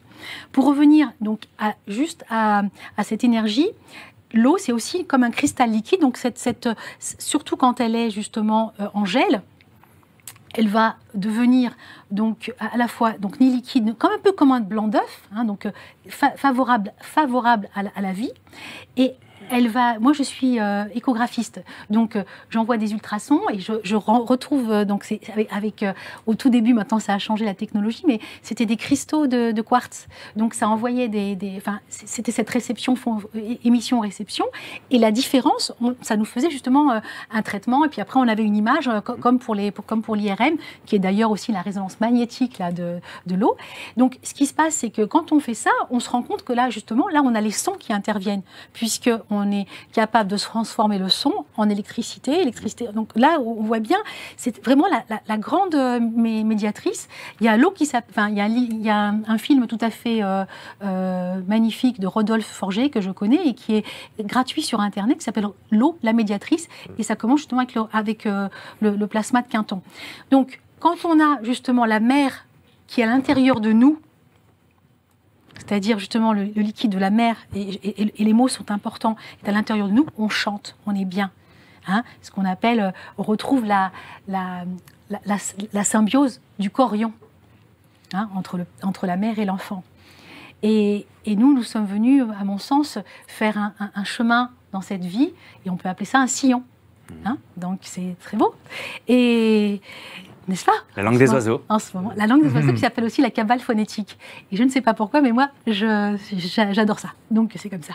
Donc, l'eau vibratoire. Donc, si je cite, par exemple, certaines choses sur le plan simplement scientifique, l'eau spinotronique, l'eau vibratoire, l'eau sinusoïdale, l'eau onde de forme, l'eau cymatique, l'eau matrice, l'eau systémique et réseau. Donc, réseau, en plus, ça fait aussi penser donc à zéro, inversé. Donc, ça serait bien qu'on retrouve un point zéro pour réinitialiser le monde. Donc, ensuite, l'eau bipolaire. Intéressant, l'eau bipolaire, hein, parce qu'on m'a étiqueté bipolaire. Donc, je ne sais pas si je suis bipolaire, mais en tout cas, c'est sûr que je suis très, très hypersensible, comme l'eau. Elle, beaucoup plus que moi, parce qu'elle est sensible à l'extrême, hein, l'eau. Donc, c'est important. Elle fait vibrer notre sang, puisque l'hémoglobine, c'est le fer, M, c'est lui qui attire le magnétisme. Donc si l'eau, elle aime, elle attire. Si elle n'aime pas, ça peut aussi lui faire des problèmes. Donc l'eau, on peut dire qu'elle est aimante, justement. L'eau, elle est musicale, elle est radioactive, elle est magnétique, elle est électrique, elle est électrolytique, elle est fractale, elle est structurée, elle est holographique, elle est holistique, elle est géométrique, elle est hexagonale, et surtout ce que j'ai cru avoir découvert, parce que justement je voudrais avoir quand même un grand conseil de l'eau pour qu'on puisse, parce que c'est le conseil de la vie, hein, donc j'aimerais bien que, je connais des gens qui savent mais qui n'ont pas les moyens parce qu'ils passent toute leur vie, sont passionnés et ils en crèvent socialement de vivre, et d'autres qui font que de l'argent et qui peuvent, hein, si on mettait un peu d'association au lieu de dissociation, ça serait bien, hein, on pourrait faire des choses absolument sublimes. Donc je continue. L'eau, c'est ce qu'on schématise. Hein. Je ne sais pas si c'est vrai, parce que je vous assure, c'est difficile d'être sûr, même quand on voit, hein, parce que saint Thomas, je ne sais pas, puisqu'on ne voit rien finalement, puisque justement on peut dire qu'on est comme dans de l'éther. Hein, c'est Nassim Haramein qui l'explique très bien, c'est-à-dire qu'on est comme des poissons dans une eau qu'on ne verrait pas puisqu'on est dedans. Donc le vide et l'anagramme c'est div. Et un vide c'est divin. Donc on est dans un vide comme ça, qui n'est pas vide, qui est, au contraire c'est la plénitude du vide. Donc quand on voit ce côté justement des molécules d'eau, on a schématiquement, ce qu'on nous dit, c'est que c'est une sphère qui est l'oxygène, et puis 2 bras qui sont les bras d'hydrogène. Eh bien, quand ces bras s'ouvrent et qu'il y a de la compassion jusqu'à 108 degrés, qui est très rare, puisqu'il faut avoir une grande compassion, eh bien, on arrive à une eau pentagonale. Et l'alternance pentagone-hexagone, ça fait quelque chose de miraculeux. C'est bien, non? Hein, c'est beau. Donc, on peut continuer comme ça. Donc, l'eau mémoire, ça veut dire quoi en langue des oiseaux? Ça veut dire même moire. Moire, c'est le reflet. Donc, on va se retrouver à voir quelqu'un, une musique, une odeur, et c'est la Madeleine de Proust, c'est-à-dire qu'on a la même moire, c'est-à-dire comme un reflet sur un tissu, comme un reflet sur l'eau. Hein, donc, on va se dire, d'un coup, ça s'éclaire, ça s'illumine. Parce que l'eau, c'est, on peut dire un feu qui respire, puisque c'est de l'hydrogène avec de l'oxygène. Donc, c'est comme si tout à coup, il y avait voilà, ça s'éclaire dans votre tête. Donc, ça s'éclaire, ça s'anime. C'est la vie qui recommence. Je sais, parce que moi, je suis tombée vraiment très bas au niveau moral ces dernières années, parce que j'étais vraiment désespérée par tout ce que je voyais et j'entendais de l'indifférence. Peut-être, c'était peut-être encore plus que la méchanceté. C'est encore, enfin, je sais pas, c'était terrible. Donc, on peut dire que l'eau, c'est la solution finale. Excusez-moi, c'est la solution originale, c'est aussi la solution finale. Donc, ce qu'on appelle l'absolution. Hein, donc le langage des oiseaux, il est beau, non? Je pense que moi, ce que je voudrais, c'est qu'on puisse avoir les gens qui cherchent, qui savent, et surtout, comme j'avais adoré ce grand Indien qui avait fait des grandes études et tout ça, et puis finalement qui a écrit The Barefoot College, ça veut dire l'université des pieds nus, c'est-à-dire que c'est les gens qui n'ont pas de diplôme, mais qui a la nécessité qui fait loi. Hein, donc Jacques qui a fini son cursus professionnel, parce que heureusement, j'espère qu'il va rester longtemps avec nous, parce qu'il a bien plein de choses à m'enseigner. Moi, je suis une analphabète de la terre, hélas, donc mais je vais m'y mettre sérieux. Hein, puis quand je suis décidée, j'y vais. C'est-à-dire que ce qui est important de comprendre, c'est que la plante, avec le dialogue de l'eau, dès qu'il y a un problème, la plante, elle va venir. C'est-à-dire qu'il y a la mauvaise graine, c'est la graine à qui on n'a pas trouvé la fonction. Donc, ça serait bien qu'on s'occupe justement de tous ces gens qui sont nécessité fait loi.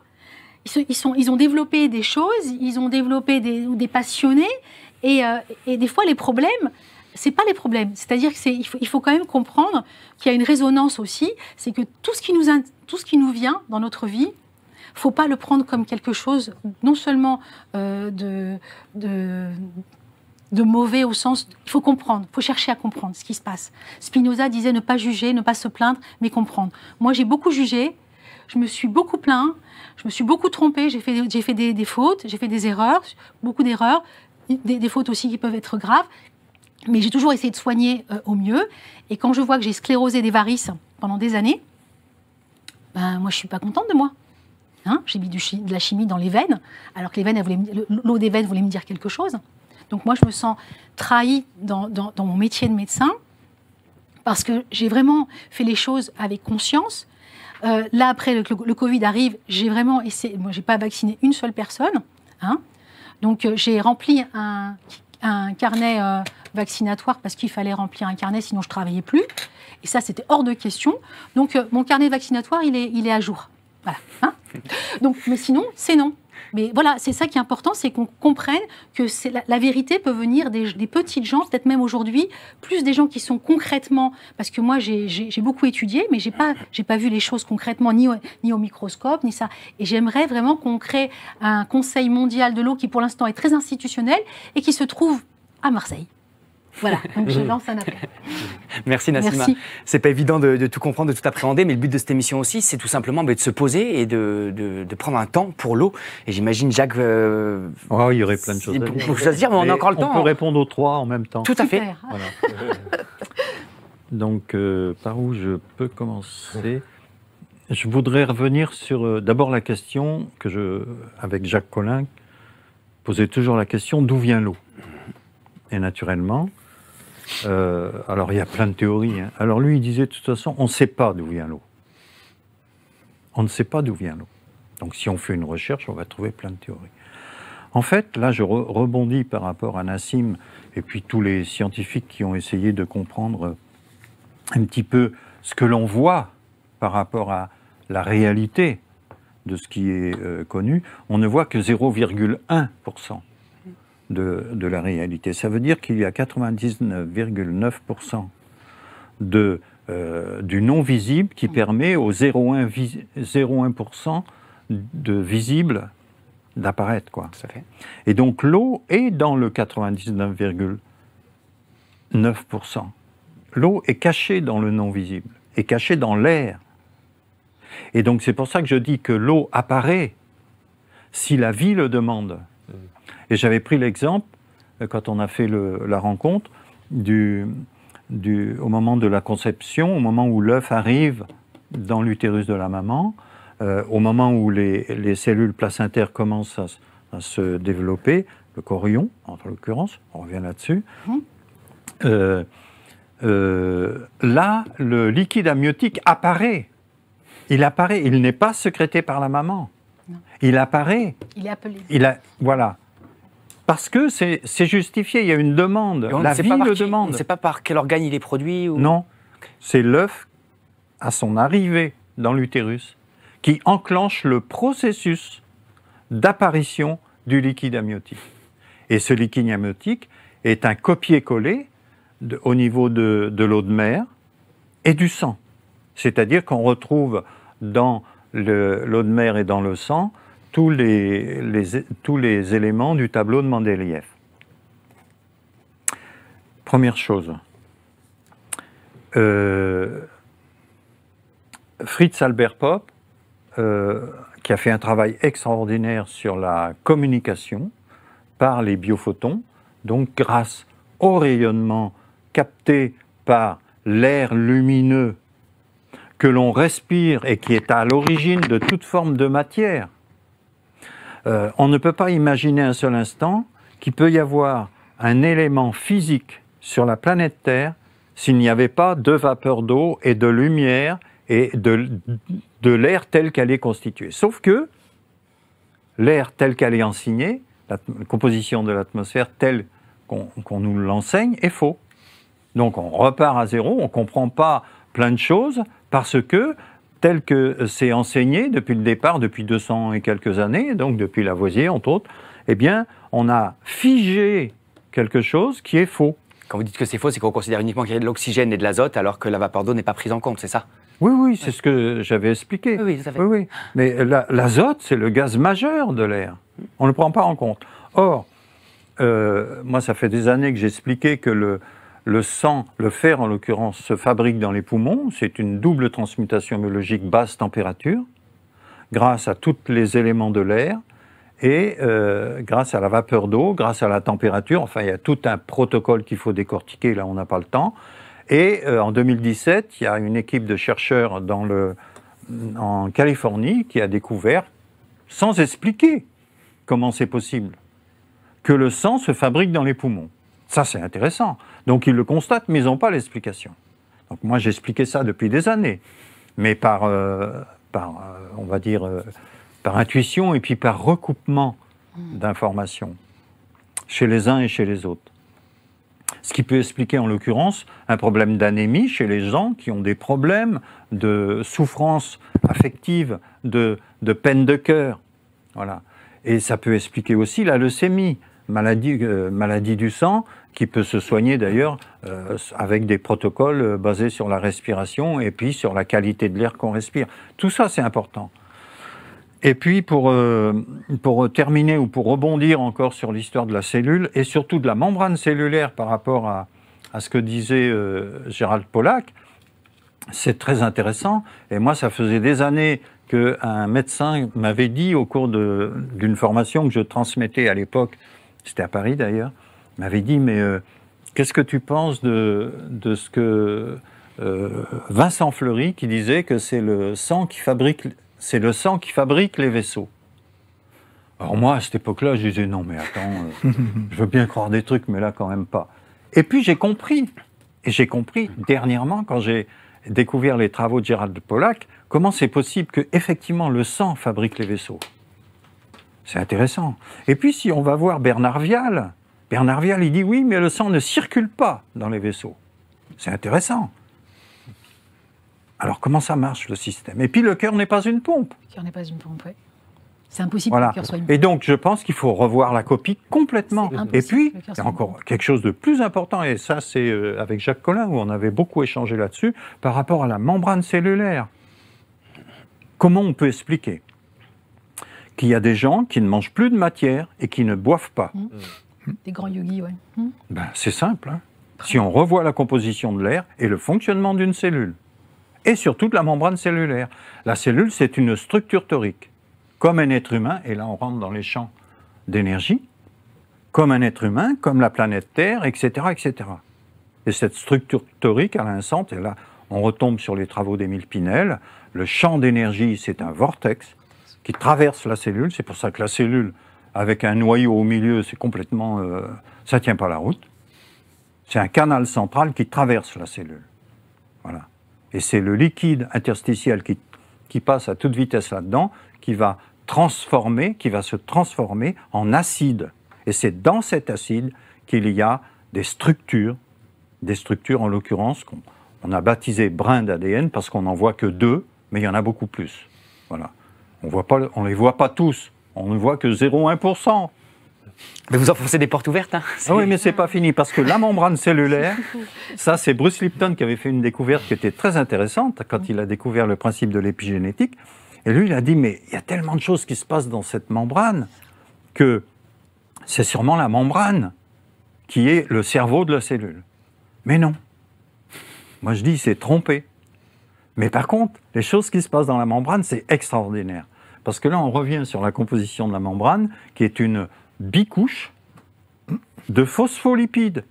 Les phospholipides, en fait, c'est de la lumière gélifiée qui devient liquide, qui devient lipide. D'accord? Et là, il faut refaire le parallèle avec Gerald Pollack. Mais ce qui était intéressant, c'est que les phospholipides, ce sont des parties, des organites, on va dire, des petits éléments qui sont constitués de 2 parties. Une partie ronde qui est extérieure à la membrane et une partie, une queue, hein, qui rentre dans la membrane. Et à l'opposé comme ça, donc en quinconce. Hein. Voilà, oui. Chaque paroi de la membrane. Ah oui, or, il faut savoir que les queues qui sont à l'intérieur de la membrane, des parois de la membrane, sont hydrophobes et que les parties sphériques du phospholipide qui font la partie extérieure des parois de la membrane sont hydrophiles. Et ce qui est très intéressant, c'est que quand une information rentre ou sort de la cellule, elle traverse cette bicouche, donc il y a une inversion de polarité 2 fois coup sur coup. Les canaux ioniques, oui. Oui, voilà. Et cette inversion de polarité génère un arc électrique C'est ça. et qui est à l'origine de l'apparition de l'eau à l'intérieur de la membrane. Et cette eau, comme c'est hydrophobe à l'intérieur, elle est chassée à l'extérieur parce que la partie extérieure est hydrophile. D'accord? Et c'est comme ça qu'on peut expliquer que les gens qui ne mangent plus de matière sont quand même hydratés dans la mesure où, comme l'organisme est propre, les échanges l'échange d'informations entre les cellules et l'extérieur des cellules se fait le mieux possible. Il n'y a pas d'encrassement. Et Jeanne Rousseau disait, l'eau est plus importante pour ce qu'elle emporte que pour ce qu'elle apporte. C'est ça. Waouh. C'est pour rebondir un peu sur tout. Il faut vider vous nos voulez ça poubelles. On pourrait encore aller plus loin, mais là... Ah oui, il faut vider nos poubelles. Non, mais c'est très important parce qu'il faut vider nos poubelles dans le sens où ce qui est très important, c'est que l'eau à l'extérieur, si on voit le monde extérieur et le monde intérieur, vous voyez, les mêmes problèmes se posent. Donc, c'est un miroir. Oui, et moi j'avais écrit comme à... le Dubaï, l'audio que j'ai séparé, qu'il ne fallait ça. pas séparer. J'avais écrit à Jean-Marc ce que je ressentais. Donc, comme ça, c'était pas du tout médical parce que moi, j'estime maintenant que je suis plus médecin. J'ai plus envie d'être médecin, en tout cas, ça c'est sûr, en tant que médecin consensuel. voilà, hein, en un ou deux mots, c'est fini. Donc, ce qui est important pour moi, c'est vraiment de comprendre que ça fait penser au mythe d'Osiris d'Isis et d'Osiris. Pour moi, c'est flagrant. C'est-à-dire qu'on a la lumière et donc dans la vapeur d'eau et le soleil qui vient, les rayons cosmiques qui viennent frapper. Et c'est là où on a les enfants d'Isis, Raël. Ça fait vraiment penser au mythe osirien. J'avais écrit là-dessus. J'avais écrit aussi que le fait que la vitamine D, c'était l'extrême onction, parce que c'est une huile et qu'elle permet de vraiment capter, c'est comme ça que ça commence à capter les rayons du soleil dans l'eau. Et de faire la communication intracellulaire. Donc, on se retrouve, et c'est pour ça que quand je parlais aussi du sacré, c'est qu'il y a tous les textes en fait à réinterpréter. Il ne faut pas jeter en bloc justement cette médecine qui est devenue froide et normée. Et moi, normée, vraiment, je plaisante pas. Hein, c'est vraiment quand on norme quelque chose, ça devient morne, c'est-à-dire qu'on enlève la vie. Là, on l'enferme. Voilà. Et nos cellules, elles ont besoin justement d'énormément de communication, d'énormément de vie, de sentir le mouvement. Sinon, elles étouffent. Et après, ça fait des cancers. Et le cancer, c'est que ça commence comment ? Par un tout petit lymphœdème. Donc, on a la lymphe et ça fait un œdème. Et parce que ça veut plus faire partie de l'ensemble. Ça veut plus ce plan divin qui a été blessé, qui a été meurtri. Il y a des cellules qui veulent plus. Voilà. Donc c'est très intéressant de voir que le corps à l'intérieur, il répond aussi bien sûr au corps à l'extérieur. Et puis le crée, vous voyez, là aussi c'est un lemniscate. Hein. Là aussi, c'est je suis pas bien, je suis comme ça confiné, ou alors on est 10 dans une pièce, ça crée voilà, j'ai pas mon espace vital, on le dit bien. Voilà, donc je commence à devenir nerveux, voilà, il y a qu'à voir les rats, c'est pareil. Hein, on n'est pas très loin en fait. C'est génial d'avoir ce plateau vraiment pluridisciplinaire avec des profils très différents, ça permet d'avoir des regards.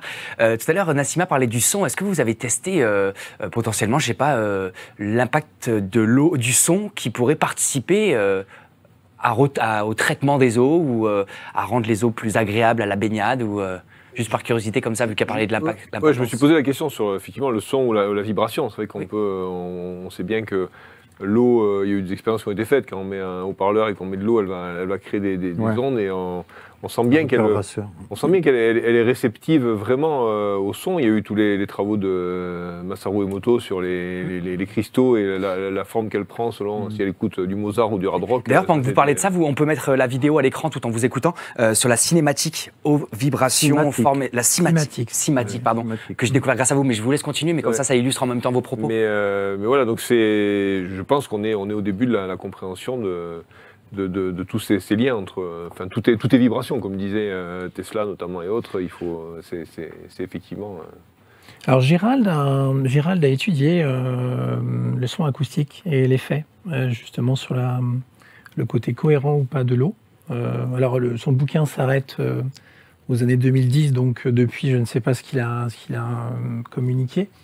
Mais au-delà de la lumière, effectivement, on avait des aspects qui étaient assez analogues quand on soumettait l'eau à du son. Alors, certaines gammes, évidemment. Hein, on voit ça dans les travaux de Lotherwasser. Je les évoquais là, il y a quelques instants. Où on voit effectivement la forme, donc le côté morphogène, en fait, quelque part de la forme de l'eau, eh bien, évolue sous forme de courbes. L'espace est courbe, hein, donc on voit bien que ce sont des courbes. Et ce qui est intéressant, alors nous, ce qui nous a passionnés, c'est de voir un petit peu si le champ de conscience va dans un sens ou dans un autre. Et on s'est aperçu que simultanément, il allait dans deux sens opposés. Et c'est sûrement pour ça qu'on a comme une espèce de liane, en fait. Hein. On le voit ça très bien sur la photo que là j'ai face à moi, dans tes jardins, je crois. Hein, on voit ça derrière, là. Et on s'est demandé si le champ de conscience n'était pas bidirectionnel simultanément. C'est-à-dire qu'en fait, on a une information qui va, on va le dire simplement, du passé vers le futur et du futur vers le passé simultanément. Et quand on a intégré ça dans nos protocoles, on a vu des résultats complètement dingues. C'est pour ça que la notion d'implosif et d'explosif, je pense qu'en mêlant les deux, on aura quelque chose d'intéressant probablement. Oui, parce qu'il ne peut pas y avoir d'explosion sans implosion et vice-versa. Donc c'est le principe du double vortex. C'est ça. La cellule. C'est ça. C'est une structure torique. C'est exactement ce qu'on a constaté. C'est très intéressant. Et comment vous expliquez que la molécule de l'eau, c'est encore un mystère pour les chercheurs? Est-ce qu'on ne met pas assez d'énergie dedans? Est-ce qu'on est enfermé dans des limitations mentales et scientifiques? Elle remet en question le paradigme majeur qui est que la conscience dépend du cerveau. Elle est vraiment, je dirais, véritablement dans cette interface. Elle est trop lourde de conséquences. Oui, elle nous fait basculer dans une autre société. Donc ça demande du temps. C'est un peu, voilà, comprendre aussi les gens. Moi, je vois d'où je viens aussi il y a quelques années, donc je peux comprendre aussi que c'est pas facile de passer à autre chose. Ça, c'est la terreur. C'est pas fini. Et c'est pas fini, ouais. Bah non, ça ne sera jamais d'ailleurs. Et ça déménage. Et effectivement, quand on voit d'où on vient, on se dit on peut avoir un minimum d'empathie pour ceux qui découvrent. Ouais. Voilà, ça peut se comprendre. Et leur laisser le temps aussi. C'est amusant de se dire qu'on rentre dans l'ère du verse haut. Voilà, c'est ça. Alors qu'on est dans l'ère du cerveau. Donc je pense que c'est ce paradigme-là, à mon avis, qui est en jeu derrière. Marc Henry, dans une de ses vidéos sur une des vidéos de l'INRES, je ne sais pas si vous l'avez vu, c'est un reportage sur l'eau. On parle du plasma à Quinton également. Et à un moment, il dit, mais en fait, j'ai appris à mes étudiants à l'université que peut-être que le cerveau n'est pas le dépositaire de la conscience, mais l'inverse. Et même si c'est pas difficile ou c'est difficile à entendre, eh bien, c'est une graine qui est semée, et puis on va voir un petit peu comment elle va germer. Mais tout nous invite à travers justement nos travaux depuis des années, à nous dire que finalement, on a une matière vivante qui apparaît comme une forme de l'eau un peu particulière dans un immense champ liquidien. Un super liquide, on va appeler ça comme ça. Voilà. Et que ce super liquide, il prend différentes formes. On voit ça dans les travaux de Vincent Fleury très tôt. On voit que la première cellule, au bout de 7 jours, c'est de l'eau et puis un trou au milieu. Ouais. Et puis on a effectivement un effet d'aspiration et 4 champs électromagnétiques qui commencent à drainer la matière vivante vers les extrémités qui vont créer, je dirais, la partie supérieure du corps et les membres inférieurs. Et tout ça pendant des mois, je trouve ça magique. Et tout ça pour prendre conscience qu'on se crée à partir de l'anus. Incroyable. Ce trou-là au milieu de la cellule, c'est l'anus. Il faut quand même le savoir. Ça paraît faux quand même. On dit souvent qu'on a des trous du cul, mais finalement, on s'y retrouve. Voilà. Donc, ça restera dans les annales. Exactement. L'expression du jour. Jacques, vous vouliez rebondir. On arrive bientôt à la fin de l'émission. Parce que quand on voit justement qu'il y a des éléments qui se forment comme ça, qui grandissent et tout, donc c'est intéressant de voir notamment les cristallisations sensibles qui avaient été lancées par Rudolf Steiner, mais qui ont été après mis en pratique par Pfeiffer, si je ne m'abuse. En fait, ce qu'on ne voit pas, c'est la structure lumineuse, mais pas décelable, qui est déjà en place avant que la matière apparaisse. Et c'est ça qu'il faut comprendre. Il ne peut pas y avoir... Vous pouvez nous la refaire? Alors, on prend un grain, le grain de blé. Grain de blé. On le met dans un contexte où il puisse germer, c'est-à-dire température, eau et lumière. On est d'accord. Qu'est-ce qui se passe? Il va commencer à développer, grâce à la matière qui est à l'intérieur de la graine, d'abord il va générer un vortex qu'on ne voit pas, qui va se connecter à l'énergie cosmique, qui va capter les informations, qui vont lui permettre de lancer le développement des cellules de la matière blé, d'accord? Mais, d'ailleurs, ça va commencer par la racine. Il faut d'abord faire la racine avant de faire la feuille, c'est intéressant. Et les humains, c'est pareil, hein? Il faut qu'on soit connecté au lieu où on vit pour pouvoir s'exprimer et nous déployer. C'est pareil.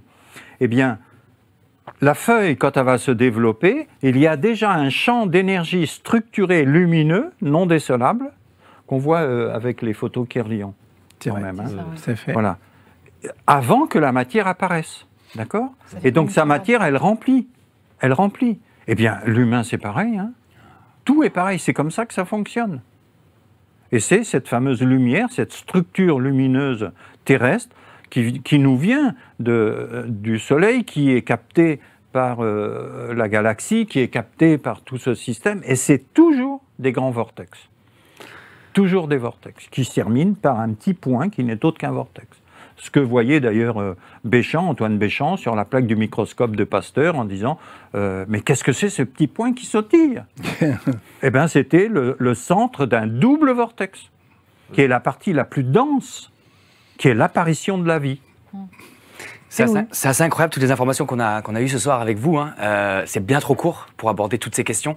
Évidemment, mais il y a beaucoup de questions qui ont été posées rapidement. Voilà, non, mais c'est très important parce que c'est je vais vous laisser encore un mot de la fin.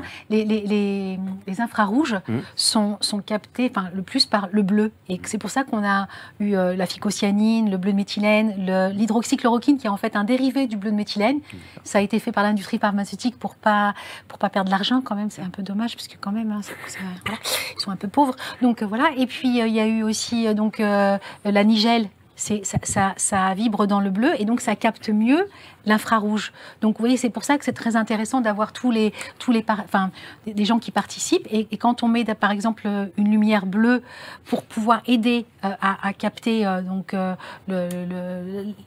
comment dire, rien qu'avec des lumières, hein, parce que ça existe, la chromatothérapie et tout ça, ça aide à augmenter l'énergie.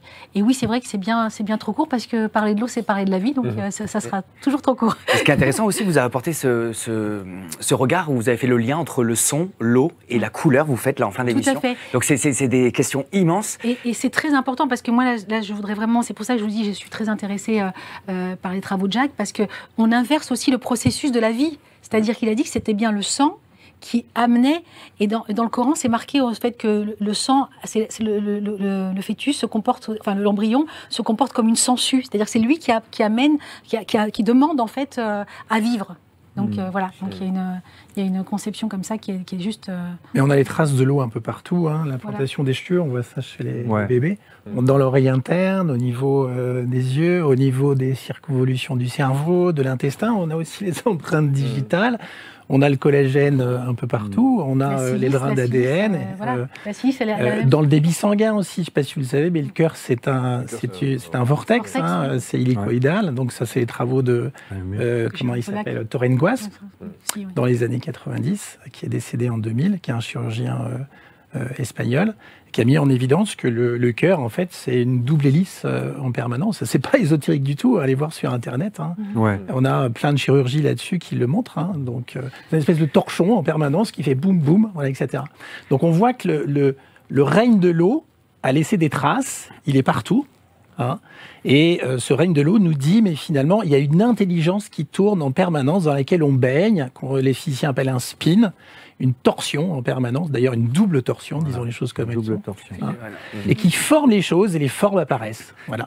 En tout cas, je pense qu'avec toutes les portes que vous avez ouvertes, on va prendre conscience, en tout cas je l'espère, c'était le but de cette émission, que l'élément eau... un mail pour que les gens me posent des questions. On pourra mettre sous la vidéo, avec grand plaisir. En tout cas, on se rend compte que l'eau est un élément bien plus magique et bien plus divin que ce qu'on pensait. En tout cas, vous avez ouvert beaucoup de portes. On va vous proposer à l'écran une dizaine de livres et d'ouvrages, de ressources pour pouvoir approfondir la question que vous nous avez transmis, Emmanuel Cos, qui permettront aux auditeurs qui veulent creuser d'approfondir, parce que 1h30, c'est ridicule pour aborder cette question de l'eau abordée par des chercheurs depuis des siècles. En tout cas, merci beaucoup. Et j'avais une dernière question, un peu pour finir. Chaos-sensible. Oui, de Schwank. Ah mais si, c'est une édition que je connais. Oui, d'accord. Dernier modèle. Mais quand on parle de lumière, quand même, la lumière, c'est l'amour. Et donc, pour moi, l'eau, c'est la messagère de l'amour, en fait. Elle est là pour transmettre ça. Et l'amour, c'est la vie. Voilà. Et donc, pour finir, j'avais une question, ça va être rapide. Hein. Vous avez le droit à 2 mots chacun. C'est comment vous qualifierez l'eau en 2 mots, Nassima? Allô, maman. Allô, maman. Allô, maman. Merci, Nassima Bruzroura. Donc, messagère de l'amour. Merci beaucoup. Alors moi, je veux dire un seul, mais je rejoins, c'est aimer pour moi. Clairement. Ouais. Ça fait du bien dans cette époque, dans cette période. Jacques Antonin? Je ne sais pas choisir, mais... 2 au carré, ça fait 4. La vie, hein. La vie. La vie. L'eau, c'est la vie et l'amour. Merci beaucoup à vous d'être d'être venus depuis loin pour certains, depuis Marseille, pour participer à cette émission. C'était vraiment un grand plaisir. J'espère qu'on aura réussi à réenchanter, en tout cas à illuminer et à encourager tout un chacun à se questionner. C'était vraiment un grand plaisir. Et je remercie aussi nos abonnés. Comme à chaque émission, c'est très important. Aujourd'hui, on a 2062 abonnés et c'est pas suffisant pour exister. On a besoin de vous faire déplacer des quatre coins de la France, de louer des studios, d'avoir des régisseurs, des techniciens. Et si vous voulez des émissions de qualité indépendantes qui permettent d'aborder des questions qui ne sont pas abordées dans les grands médias, ça ne va pas tomber du ciel, même si l'eau, elle tombe du ciel. Donc on a besoin de vous. Parlez-en autour de vous, trouvez de nouveaux abonnés qui viennent nous soutenir, qui nous permettent de grandir et de construire des médias indépendants citoyens. Parce que vous vous rappelez qu'on n'a pas de formation de journaliste chez Citizen Like, que ce soit Laurence, moi ou David. On est simplement des citoyens qui faisons du journalisme en dehors des codes, tout simplement à la recherche de la vérité. Merci à vous pour votre soutien. Prenez soin de vous et belle soirée. Merci beaucoup. Merci. Au revoir.